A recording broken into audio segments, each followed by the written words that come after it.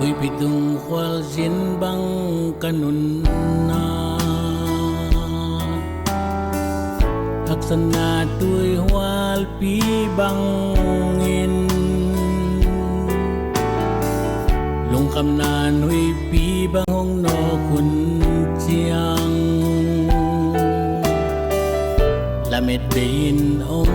katay seling Tua bang hun chiang kapok khak lâu hangin Cây tô hồng ngom khom đến cả tấu pain Cả ta o lung lao ken lang kiang kong hi Kakasiang tawi ng pi Kanuntang na taupaw ng ahi Ngom sain gentein ka songin Tunit yang kanun na husan na zong Nang manungkop sa nuntak nahi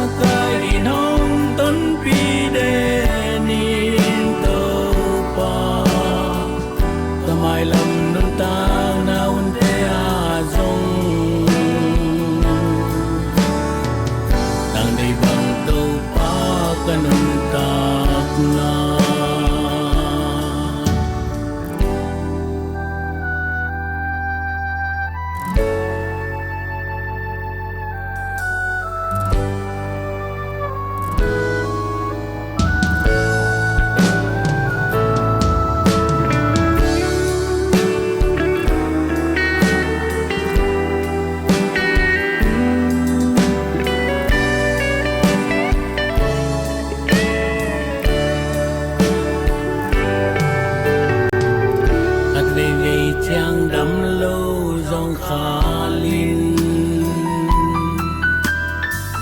Giải thân em in lại kun ka nga kun chiang Kaya ding lamit na bita hiam Tu ba phok lovin gieo tao thì dễ linh Cắt về về chang gión lê vai na Lo sam in lam met bay thấy dễ linh In le pam pan la met na bay chiang Tung lam bok lo in chi mo thấy dễ linh